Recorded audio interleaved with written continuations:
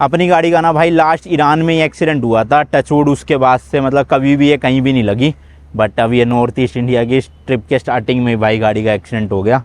But ठीक है, चलो जो होता है भाई अच्छे के लिए होता है, कम में ही नहीं पड़ गया, बढ़िया है। तो भाई ये ब्रिज आ गया है, यहीं से ही मतलब अपना जो सिक्किम है वो ख़त्म हो जाएगा और वेस्ट बंगाल में हम एंटर कर जाएंगे थोड़ा सा और आगे जाके ब्रिज के एंड पे।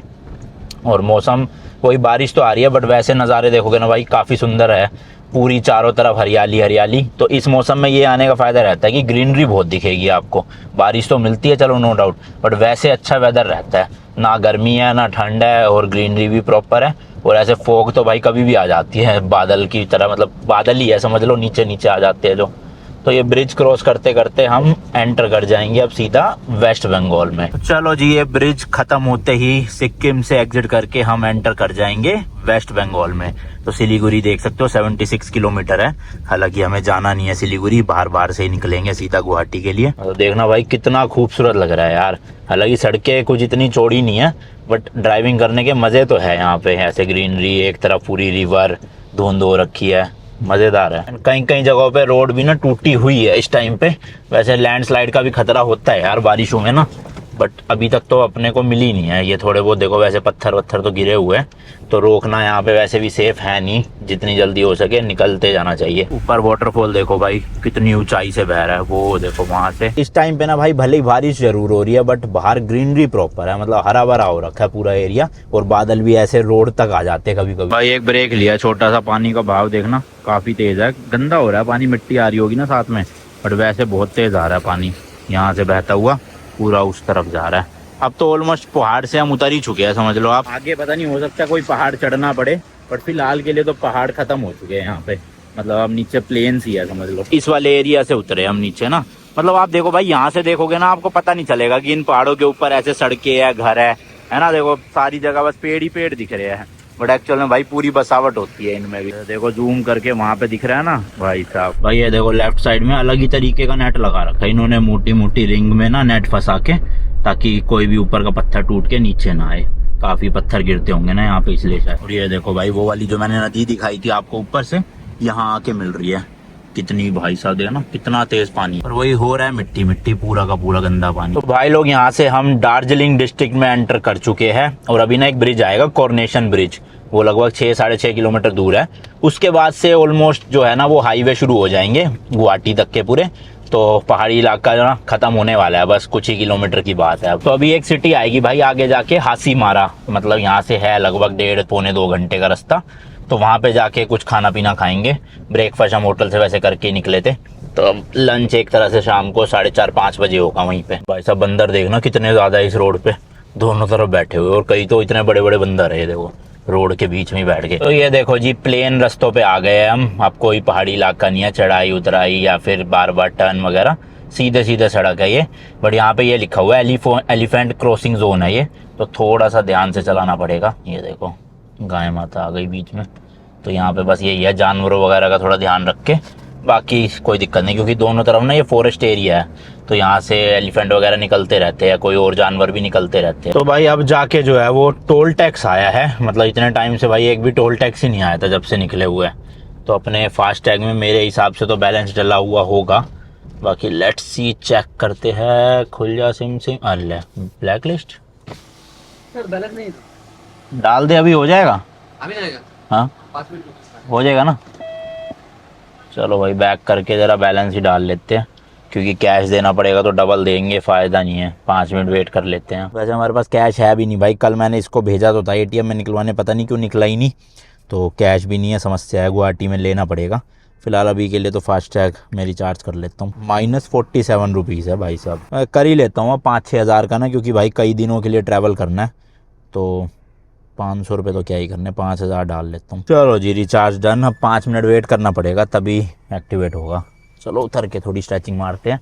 और भाई अभी पीछे गाड़ी भी लग गई थी अपनी, वो भी दिखाता हूँ आपको ज़रा। तो ये देखो भाई एक्सीडेंट हुआ अपनी स्कॉर्पियो का, यहाँ से ये पूरी जो क्लैडिंग है ये बाहर आ गई है। ये तो चलो चली जाएगी, अभी किसी तरह से फिट कर देंगे। हल्का सा ये जो आगे का बम्पर है ये भी निकल गया है, इसको भी फिट हो जाएगा। बट मेनली यहाँ पे स्क्रैचेस लगे हैं, देख रहे हो। अब वो तो भाई पीपीएफ थी इसलिए काफ़ी हद तक बच गया। ये देखो पीपीएफ के बिना तो भाई पूरा पेंट उखड़ जाता अच्छे से। अभी जो है वो पेंट तो नहीं उखड़ा कम से कम, ऊपर की पीपीएफ हुई है, हल्का हल्का यहाँ से है, तो देखते हैं वहाँ वापस जाके जो है बम्पर चेंज होगा या पीपीएफ हो जाएगी तो सही लगेगा। ज़्यादा तो नहीं हुआ कुछ, खैर हल्की फुल्की खरोचे हैं। तो एक्चुअल में हुआ क्या ना, वो पहाड़ी इलाका था और पहाड़ी इलाके में ना ऐसे टर्न सा आता है, तो पतला रास्ता था, तो मैंने टर्न लेने लगा ना भाई, उधर की तरफ थी नाली, पर नाली के ऊपर लगा हुआ था लोहे का ढक्कन। अब मुझे लगा कि वो ढक्कन इतना वजन झेल जाएगा, तो मैंने उसके ऊपर से निकाल के थोड़ा सा कट लेने लगा, बट हुआ क्या, वो ढक्कन भी अंदर चला गया और गाड़ी का जो ये वाला हिस्सा है वो भी पूरा ऐसे नीचे चला गया नाली में। और तो क्योंकि टायर भाई अंदर गया, तो ये वाला जो पूरा पार्ट है ना वो नाली के कोने पे टकरा गया था, तो उसकी वजह से थोड़ी बहुत क्लैडिंग निकल गई। बस इसको कर देंगे अंदर, चला जाएगा। हो गया भाई, सही हो गया। पेच निकल गए एक दो, तो ये तो कोई भी सर्विस सेंटर ढूंढ के या लोकल गैराज ढूंढ के करवा लेंगे। टोल पे ही करते हो क्या आप काम? कौन सा, क्या नाम है इस टोल का? सुल्कापाड़ा टोल पे भाई हम, और सब्सक्राइबर मिल गया। यहाँ से गुवाहाटी तक का रास्ता ऐसी हाईवे है पूरा? पूरा हाईवे है फुल 4 लेन? ये तो सिंगल हाईवे है, ठीक है। अच्छा, आपको एशियन हाईवे मिल जाएगा, और चौड़ा है वो? तो उसमें बड़ा है, फोर लाइन है वो, पूरा गुवाहाटी तक? हाँ, पूरा गुवाहाटी तक आपको चलो। फोर हाईवे मिल जाएगा। सही है भाई, यहाँ तक की टेंशन थी, अब गुवाहाटी तक तो खींचेंगे। वाइपर फ्लूइड भी भाई ख़त्म पड़ा है, तो इसको भी भर लेते हैं। अपने पास बोतलें बहुत सारी पड़ी है, ये सब बोतलें ना भाई भूटान ट्रिप के टाइम की है, मतलब 7-8 महीने पुरानी।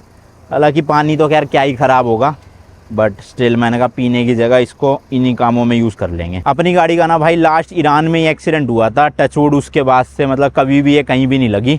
बट अब ये नॉर्थ ईस्ट इंडिया की ट्रिप के स्टार्टिंग में भाई गाड़ी का एक्सीडेंट हो गया।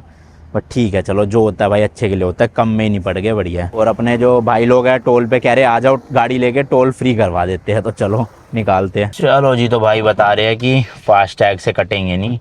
अच्छा, इधर वाला खुलवा रहे हैं, यहाँ से, इधर से चलो ठीक है, ओके जी, धन्यवाद। चलो जी, चलो निकल गए हैं, लेट्स गो भाई। अब जैसे कि भाई बता रहे थे कि यहाँ से पूरा हाईवे और आगे तो एशियन हाईवे बता रहे थे शायद, वो तो और ज़्यादा चौड़ा है, मतलब बढ़िया, तो तैडम पैड खिंच जाएगी गाड़ी सीधा ना। वही रास्ते में एक और भाई मिल गए अपने, क्या नाम? शब्द। मैं आया भी था दिल्ली, आपसे मिलने के लिए आया भी था। अच्छा, आप मिले ही नहीं, आप शायद बाहर गए थे। मैं लाइक 2022 में आया था, 22 में जब कोरोना खत्म हुआ था ना। हाँ। एक्चुअली एक दिन स्टे किया था, सोचा था आपके एजे वो शॉप नहीं, गेम सूप, वहाँ गया भी था मैं, आप दिखे नहीं थे वहाँ। अच्छा, चलो कोई नहीं, आज मिल गए, बढ़िया। आज मिल गए। यहीं से हो आप? हाँ, मैं इधर से हूँ, नागरपेटा। चलो ठीक, ओके जी, ओके जी, ओके। तो भाई मैंने बताया ना, इस साइड में बहुत सब्सक्राइबर अपने मिलते रहते हैं, और स्पेशली जब से चाइना वाली, मतलब वो ऑस्ट्रेलिया वाली ट्रिप करी है ना चाइना होते हुए, उसके बाद से तो यहाँ की फॉलोइंग ज़्यादा बढ़ गई है एक्चुअल में। ये आ गया भाई सेकंड टोल आज का। अब तो चलो फास्ट टैग में अपने पैसे हमने डलवा रखे हैं, तो होपफुली फास्ट टैग से ही निकल जाए।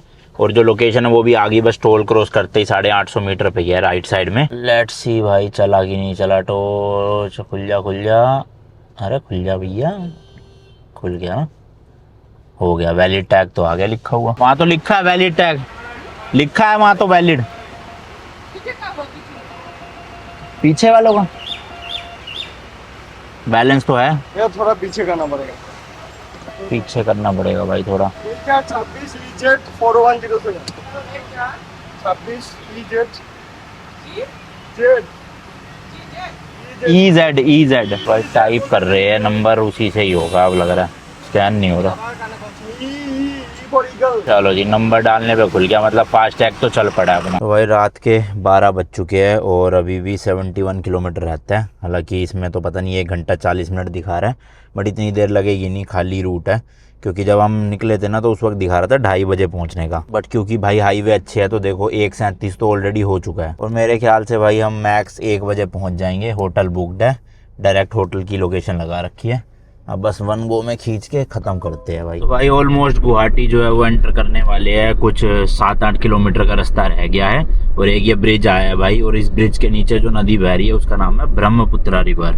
और ये मैंने आपको जब हम चाइना में गए थे तिब्बत वाले एरिया में, तो वहाँ पर भी आपको दिखाई दी, वहीं से ही मतलब जो है इसका ओरिजिनेट होती है, और फिर यहाँ पे आके इंडिया में ब्रह्मपुत्रा रिवर के नाम से बन जाती है। हालांकि वहाँ पे इसका नाम कुछ और ही था, मेरे को भी याद नहीं है अब क्या था, बट वही नदी है भाई, वहां से होते हुए यहाँ पे निकल रही है एक तरह से। अब वैसे तो ना भाई रास्ते काफी सही थे, मतलब हाईवे ही था प्रॉपर, कभी 4 लेन हो रहा था, कभी 6 लेन, अभी जैसे 6 लेन है ये। बट भाई हाईवे की ना कंडीशन कुछ खास नहीं थी, मतलब बीच बीच में पता नहीं क्यों ऐसे स्पीड ब्रेकर टाइप के इतने चौड़े हाईवे के बीच में, मुझे तो नहीं समझ आया क्यों आ रहे थे, और कहीं कहीं जगहों पे गड्ढे भी बहुत थे। तो वैसे कंडीशन थोड़ी सी खराब है रोड की, बट वैसे ओवरऑल देखोगे तो भाई स्पीड मेंटेन हो रही थी 100 तक की तो आराम से। लो जी लो, अपना होटल आ गया है, नाम है द राइनो, एयरपोर्ट के जस्ट पास में ही ले लिया अभी तो फिलहाल हमने आज के लिए, कल देखेंगे चेंज करेंगे। तो ये भाई फोन करके पूछ लिया था कि चेक इन दे दोगे ना, तो उन्होंने कहा था दे देंगे। और भाई बिल्कुल करेक्ट 1 बजे पहुंचे हैं, जैसे कि मैंने आपको कहा था कि पहुंच जाएंगे।